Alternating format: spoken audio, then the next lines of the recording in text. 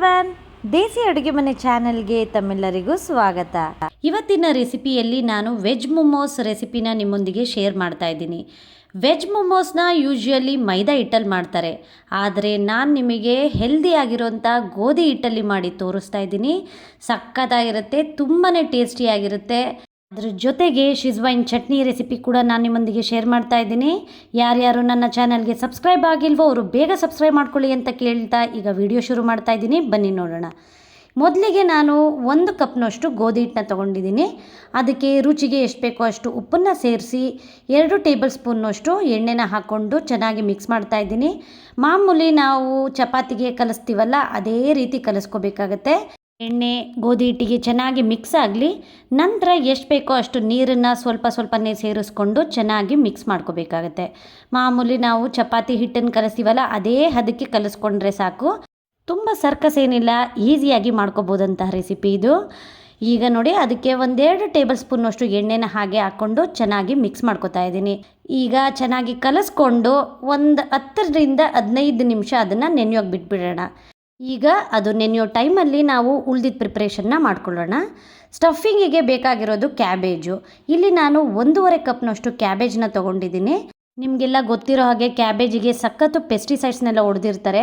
ಅದಕ್ಕೋಸ್ಕರ ನಾನು ಉಪ್ಪು ಮತ್ತು ಬಿಸಿನೀರನ್ನು ಹಾಕ್ಬಿಟ್ಟು ಅದನ್ನು ಚೆನ್ನಾಗಿ ಒಂದು ಸಾರಿ ತೊಳಿತಾ ಇದ್ದೀನಿ. ಬಿಸಿನೀರು ಮತ್ತು ಉಪ್ಪು ಬೇಕು ಅಂದರೆ ಸ್ವಲ್ಪ ಅರಶಿನೂ ಕೂಡ ಹಾಕ್ಕೊಂಡು 10ರಿಂದ 15 ನಿಮಿಷ ಹಾಗೆ ಬಿಟ್ಬಿಡಿ ಅದನ್ನು. ಈಗ ಚಟ್ನಿ ಪ್ರಿಪೇರ್ ಮಾಡ್ಕೊಳ್ಳೋಣ. ಮೊದಲಿಗೆ 8 ಬೆಳ್ಳುಳ್ಳಿ, 5 ಪೀಸ್ನಷ್ಟು ಶುಂಠಿ, ಹಾಗೆ ಸ್ಪ್ರಿಂಗ್ ಆನಿಯನ್ದು ಹಿಂಬದಿ ಇರುತ್ತಲ್ಲ ಬಿಳಿ ಭಾಗದ್ದು, ಅದನ್ನು ಒಂದು ಸ್ವಲ್ಪ ಹಾಕ್ಕೊಂಡು ಅದನ್ನು ತರ್ತರಿಯಾಗಿ ಚಾಪರಲ್ಲಿ ನಾನು ಕಟ್ ಮಾಡ್ಕೊಂಡಿದ್ದೀನಿ. ಈಗ ಬಾಣಲಿಗೆ 1-2 ಟೇಬಲ್ ಸ್ಪೂನ್ನಷ್ಟು ಎಣ್ಣೆನ ಹಾಕ್ಕೊಂಡು ನಾವು ಕಟ್ ಮಾಡಿ ಇಟ್ಕೊಂಡಿದ್ದಂಥ ಶುಂಠಿ, ಬೆಳ್ಳುಳ್ಳಿ ಮತ್ತು ಸ್ಪ್ರಿಂಗ್ ಆನಿಯನ್ನ ಚೆನ್ನಾಗಿ ಫ್ರೈ ಮಾಡ್ಕೋಬೇಕಾಗತ್ತೆ. ಅದ್ರದ್ದು ಹಸಿ ವಾಸನೆ ಹೋಗೋವರೆಗೆ ಈ ರೀತಿ ಚೆನ್ನಾಗಿ ಫ್ರೈ ಮಾಡ್ಕೊಳ್ಳಿ. ಫ್ರೈ ಮಾಡ್ಕೊಂಡಿದ್ದ ನಂತರ ನಾನು ಶಿಜ್ವಾನ್ ಚಟ್ನಿನ ನಾನು ಮನೇಲೆ ಮಾಡಿ ಇಟ್ಕೊಂಡಿದ್ದೆ, ಅದನ್ನು ನಾನು ಹಾಕ್ಕೊಂಡು ಮಿಕ್ಸ್ ಮಾಡ್ತಾ ಇದ್ದೀನಿ. ಶಿಜ್ವಾನ್ ಚಟ್ನಿ ಇಲ್ಲ ಅಂದರೂ ಏನು ತೊಂದರೆ ಇಲ್ಲ, ನೀವು ಟೊಮ್ಯಾಟೊ ಕೆಚಪ್ ಹಾಕ್ಕೊಂಡು ಕೂಡ ಇದೇ ಪ್ರೊಸೆಸ್ಸಲ್ಲಿ ಮಾಡ್ಕೊಳ್ಳಿ. ಈಗ 1/2 ಟೇಬಲ್ ಸ್ಪೂನ್ನಷ್ಟು ಸಕ್ಕರೆ ಪುಡಿನ ಹಾಕ್ಕೊಂಡು 1-2 ಟೇಬಲ್ ಸ್ಪೂನ್ನಷ್ಟು ಟೊಮ್ಯಾಟೊ ಕೆಚಪ್ನ ಹಾಕ್ಕೊಂಡು ಮಿಕ್ಸ್ ಮಾಡ್ಕೊತಾ ಇದ್ದೀನಿ. ಚೆನ್ನಾಗಿ ಮಿಕ್ಸ್ ಆಗಲಿ. ಅದು 1-2 ನಿಮಿಷ ಸಣ್ಣ ಉರಿಯಲ್ಲಿ ಇಟ್ಕೊಂಡು ಚೆನ್ನಾಗಿ ಫ್ರೈ ಮಾಡ್ಕೊಳ್ಳಿ. ಫ್ರೈ ಮಾಡ್ಕೊಂಡಿದ್ದ ನಂತರ ನಾನು ಸೋಯಾ ಸಾಸ್ನ ಹಾಕೋತಾ ಇದ್ದೀನಿ. 1 ಟೇಬಲ್ ಸ್ಪೂನ್ ಸಾಕಾಗುತ್ತೆ. ಸೋಯಾ ಸಾಸ್ ಹಾಕ್ಕೊಂಡು 1 ಟೇಬಲ್ ಸ್ಪೂನ್ನಷ್ಟು ವಿನೆಗಾರನ್ನು ಹಾಕ್ಕೊಂಡು ನಾನು ಚೆನ್ನಾಗಿ ಮಿಕ್ಸ್ ಮಾಡ್ಕೊತಾ ಇದ್ದೀನಿ. ಅದನ್ನು 1 ನಿಮಿಷ ಹಾಗೆ ಬಾಡಿಸ್ಕೊಂಡ್ರೆ ಸಾಕಾಗುತ್ತೆ. ತುಂಬಾ ಚೆನ್ನಾಗಿರುತ್ತೆ ಈ ಚಟ್ನಿ. ಅದು ಮೊಮೋಸ್ಗೆ ಒಳ್ಳೆ ಕಾಂಬಿನೇಷನ್ ಅಂತಲೇ ಹೇಳ್ಬೋದು. ಸಖತ್ತಾಗಿರುತ್ತೆ ಟೇಸ್ಟು. ಈಗ ಆಗಿದೆ, ಅದನ್ನು ನಾನು ಒಂದು ಬೌಲ್ಗೆ ಎತ್ತಿಟ್ಕೋತಾ ಇದ್ದೀನಿ. ಈಗ ಇದನ್ನು ಕಂಪ್ಲೀಟಾಗಿ ತಣ್ಣಗಾಗಕ್ಕೆ ಬಿಟ್ಬಿಡೋಣ.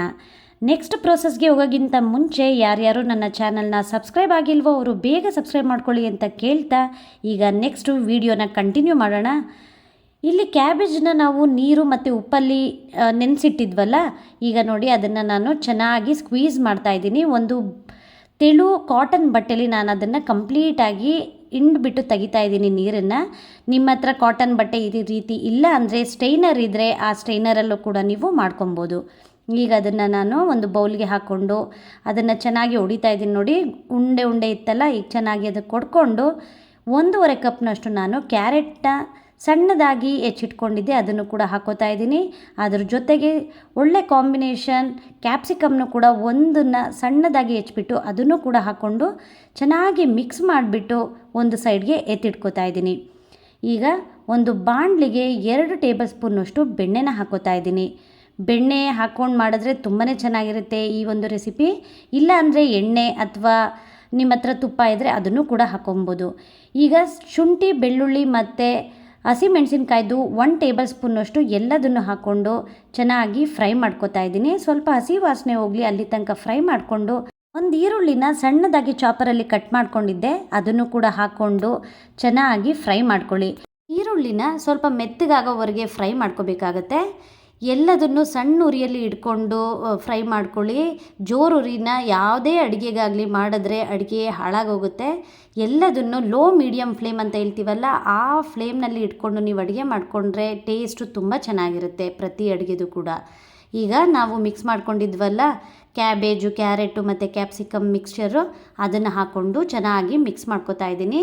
ಒಂದು 5 ನಿಮಿಷ ಸಣ್ಣ ಉರಿಯಲ್ಲಿ ಇಟ್ಕೊಂಡು ಎಲ್ಲದನ್ನು ಚೆನ್ನಾಗಿ ಮಿಕ್ಸ್ ಮಾಡ್ಕೊಳ್ಳಿ. ಈಗ ರುಚಿಗೆ ಎಷ್ಟು ಬೇಕೋ ಅಷ್ಟು ಉಪ್ಪನ್ನ ಸೇರಿಸ್ತಾ ಇದ್ದೀನಿ. ಉಪ್ಪನ್ನ ಹಾಕ್ಕೊಂಡು ಒಂದು ಒಳ್ಳೆ ಮಿಕ್ಸ್ ಮಾಡ್ತಾ ಇದ್ದೀನಿ. ಯಾವುದೇ ಅಡುಗೆ ಆಗಲಿ ಮನಸ್ಸಿಟ್ಟು ಮಾಡಿದ್ರೆ ಮತ್ತು ಪ್ರೀತಿಯಿಂದ ಮಾಡಿದ್ರೆ ಆ ಅಡುಗೆ ಕೆಟ್ಟೋಗೋಕ್ಕೆ ಚಾನ್ಸೇ ಇಲ್ಲ. ಏನಂತೀರ? ಈಗ 1 ಟೇಬಲ್ ಸ್ಪೂನಷ್ಟು ಪೆಪ್ಪರ್ ಪೌಡರ್ನ ಹಾಕ್ಕೊಂಡು ಅದನ್ನು ಕೂಡ ಚೆನ್ನಾಗಿ ಮಿಕ್ಸ್ ಮಾಡ್ತಾ ಇದ್ದೀನಿ. ಈಗ ತರಕಾರಿಗಳೆಲ್ಲ ಅರ್ಧ ಬೆಂದಿದೆ. ಈ ಹಂತದಲ್ಲಿ ನಾನು ಸಾಸ್ಗಳನ್ನ ಬಳಸ್ತಾ ಇದ್ದೀನಿ. 2 ಟೇಬಲ್ ಸ್ಪೂನಷ್ಟು ಸೋಯಾ ಸಾಸ್ನ ತೊಗೊಂಡಿದ್ದೀನಿ. ಅದ್ರ ಜೊತೆಗೆ 1 ಟೇಬಲ್ ಸ್ಪೂನಷ್ಟು ವಿನೆಗರ್ನ ಹಾಕೋತಾ ಇದ್ದೀನಿ. ಸಾಸ್ಗಳನ್ನ ಹಾಕ್ಕೊಂಡಿದ್ದ ನಂತರ ಚೆನ್ನಾಗಿ ಮಿಕ್ಸ್ ಮಾಡಿಕೊಂಡು 1-2 ನಿಮಿಷ ಸಣ್ಣ ಉರಿಯಲ್ಲಿ ಬೇಯಿಸ್ಕೊಳ್ಳಿ. ವಿನೆಗಾರು ಸೋಯಾ ಸಾಸ್ ಹಾಕಿರೋದ್ರಿಂದ ತರಕಾರಿ ಎಲ್ಲ ಬೇಗ ಬೆಂದೋಗುತ್ತೆ. ನೋಡಿ, ಈಗ ಅರ್ಧ ಕುಕ್ಕಾಗಿದೆ. 2 ನಿಮಿಷದಷ್ಟೊತ್ತಿಗೆ ತರಕಾರಿಗಳೆಲ್ಲ ಬೇಗನೆ ಕುಕ್ಕಾಗುತ್ತೆ. ಚೆನ್ನಾಗಿ ಬೆಂದಿದೆ. ಈಗ ಅದಕ್ಕೆ ಕೊತ್ತಂಬರಿ ಸೊಪ್ಪು ಮತ್ತು ಸಣ್ಣದಾಗಿ ಹೆಚ್ಚಿರುವಂತಹ ಸ್ಪ್ರಿಂಗ್ ಆನಿಯನ್ನ ಹಾಕ್ಕೊಂಡು ಹಾಗೆ ಮಿಕ್ಸ್ ಮಾಡ್ತಾ ಇದ್ದೀನಿ.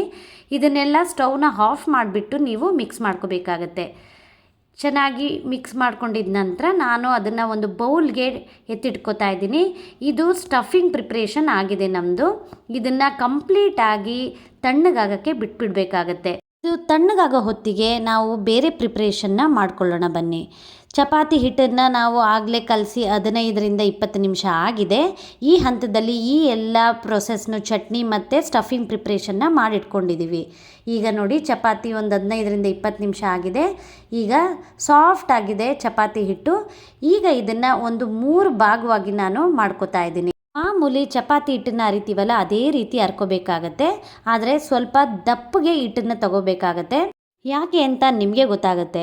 ಈಗ ಚಪಾತಿ ಅರಿತೀವಲ್ಲ ಆ ಮಣೆಗೆ ಸ್ವಲ್ಪ ಹಿಟ್ಟನ್ನು ಹಾಗೆ ಸ್ಪ್ರಿಂಕಲ್ ಮಾಡಿಬಿಟ್ಟು ಒಂದು ಭಾಗನ ತೆಗೆದಿಟ್ಕೊಂಡು ಉಳಿದಿದ್ದಕ್ಕೆ ಹಾಗೆ ಪ್ಲೇಟ್ ಮುಚ್ಚಿ ಇಟ್ಕೋತಾ ಇದ್ದೀನಿ. ಅದು ಕೂಡ ಡ್ರೈ ಆಗಬಾರ್ದಲ್ವ, ಹಾಗಾಗಿ. ಈಗ ನೋಡಿ, ಚಪಾತಿ ಹಿಟ್ಟನ್ನು ಮಾಮೂಲಿ ಚಪಾತಿ ಲಟ್ಟಿಸ್ತೀವಲ್ಲ ಅದೇ ಲಟ್ಟಣಿಗೆಯಲ್ಲಿ ಈಗ ಚೆನ್ನಾಗಿ ಹರ್ಕೋತಾ ಇದ್ದೀನಿ. ತೆಳುವಾಗಿ ಹರ್ಕೊಳ್ಳಿ. ಮಾಮೂಲಿ ಚಪಾತಿ ಅರಿತೀರಲ್ಲ ಅದೇ ರೀತಿ ಹರ್ಕೋಬೇಕಾಗತ್ತೆ. ಈ ರೀತಿ ತೆಳುವಾಗಿ ಹರ್ಕೊಂಡಿದ ನಂತರ ನಿಮ್ಮ ಹತ್ರ ಶಾರ್ಪ್ ಎಡ್ಜಿರೋಂತಹ ಲೋಟ ಆಗಲಿ ಬಟ್ಲಾಗಲಿ ಯಾವುದಾದ್ರೂ ಕೂಡ ನಡೆಯುತ್ತೆ. ಅದನ್ನು ತಗೊಂಡು ಈ ರೀತಿ ಒಂದೊಂದೇ ಕಟ್ ಮಾಡಿಕೊಂಡು ಬನ್ನಿ. ಒಂದೇ ಸಣ್ಣ ಸಣ್ಣ ಪೀಸ್ನ ತೊಗೊಂಡು ಚಪಾತಿ ರೀತಿ ಲಟ್ಟಿಸ್ತೀವಿ ಅಂದರೆ ಲೇಟ್ ಆಗುತ್ತೆ ಮತ್ತು ಒಂದೊಂದು ಸೈಜ್ ಆಗುತ್ತೆ. ಈ ರೀತಿ ಮಾಡೋದ್ರಿಂದ ಎಲ್ಲ ಒಂದೇ ಸೈಜ್ ಇರುತ್ತೆ ಮತ್ತು ಈಸಿಯಾಗಿ ಸುಲಭವಾಗಿ ಬೇಗ ಆಗೋವಂಥದ್ದು ಇದು. ಈಗ ಮಾಡಿಕೊಂಡು ಎಲ್ಲದನ್ನು ಒಂದು ಪ್ಲೇಟ್ಗೆ ಹಾಗೆ ಹಾಕೋತಾ ಇದ್ದೀನಿ. ಇದೇ ರೀತಿ ಎಲ್ಲದನ್ನು ಅರ್ದು ಕಟ್ ಮಾಡಿ ಒಂದು ಪ್ಲೇಟ್ಗೆ ಎತ್ತಿಟ್ಕೊಂಡು ನಂತರ ನೀವು ಸ್ಟಫಿಂಗ್ನ ತುಂಬ್ಕೊಬೋದು. ಈಗ ನೋಡಿ, ಎಲ್ಲದು ಒಂದೇ ಸೈಜ್ನಲ್ಲಿ ನಮಗೆ ಸಿಕ್ಕಿದೆ. ಚಪಾತಿ ಇಟ್ಟಿರೋದ್ರಿಂದ ಎಲ್ಲದನ್ನು ಒಂದ್ರ ಮೇಲೆ ಒಂದು ಹಾಕ್ಕೊಂಡ್ರೆ ಅಂಟೋ ಚಾನ್ಸಸ್ ಇರುತ್ತೆ. ಸ್ವಲ್ಪ ಬಿಡಿ ಬಿಡಿಯಾಗಿ ಹಾಕ್ಕೊಳ್ಳಿ ಪ್ಲೇಟ್ಗೆ ಹಾಕ್ಕೊಳ್ಳೋ ಟೈಮ್ನಲ್ಲಿ. ಈಗ ನೋಡಿ, ಒಂದೊಂದಕ್ಕೆ ನಾನು ಸ್ಟಫಿಂಗ್ನ ತುಂಬಿಕೊಂಡು ಸುತ್ತ ಎಲ್ಲದನ್ನು ಈ ರೀತಿ ಕ್ಲೋಸ್ ಮಾಡ್ಕೋತಾ ಇದ್ದೀನಿ. ಎಲ್ಲೂ ಕೂಡ ಓಪನ್ ಇಡಬೇಡಿ. ನೀಟಾಗಿ ಪ್ರತಿಯೊಂದು ಕಡೆನೂ ನೀಟಾಗಿ ಕ್ಲೋಸ್ ಮಾಡ್ಕೊಳ್ಳಿ. ಸುತ್ತ ನೀಟಾಗಿ ಕ್ಲೋಸ್ ಮಾಡ್ಕೊಂಡಿದ ನಂತರ ನೀವು ಯಾವ ಆಕಾರ ಕೊಡಬೇಕು ಅನಿಸುತ್ತೋ ಆ ಆಕಾರದಲ್ಲಿ ನೀವು ಮಾಡಿ ಇಟ್ಕೊಳ್ಳಿ. ನಾನು ಈ ರೀತಿ ಮಾಡ್ಕೋತಾ ಇದ್ದೀನಿ. ಏನಿಲ್ಲ, ಅದನ್ನು ಗರ್ಜಿಕಾಯಿ ರೀತಿ ಬಂತಲ್ಲ ಅದನ್ನು ಸುತ್ತ ನಾನು ಈ ರೀತಿ ಮಗ್ಚಿ ಮಾಡಿಟ್ಕೋತಾ ಇದ್ದೀನಿ ಅಷ್ಟೇ. ತುಂಬ ಏನು ಕಷ್ಟ ಅಂತ ಏನಿಲ್ಲ. ಈ ರೀತಿ ಮಗ್ಚಿ ಮಾಡಿಟ್ಕೋತಾ ಇದ್ದೀನಿ ಅಷ್ಟೇ. ನೋಡಿ ಎಷ್ಟು ಸಿಂಪಲ್ಲಾಗಿ ಆಯಿತು ಅಂತ. ಇಷ್ಟೇ. ನಿಮಗಿದು ಕಷ್ಟ ಅನಿಸಿದ್ರೆ ಮೋದಕ ಮಾಡ್ತೀವಲ್ಲ ಅದೇ ರೀತಿ ಇದನ್ನು ಕೂಡ ಮಾಡ್ಕೊಬೋದು.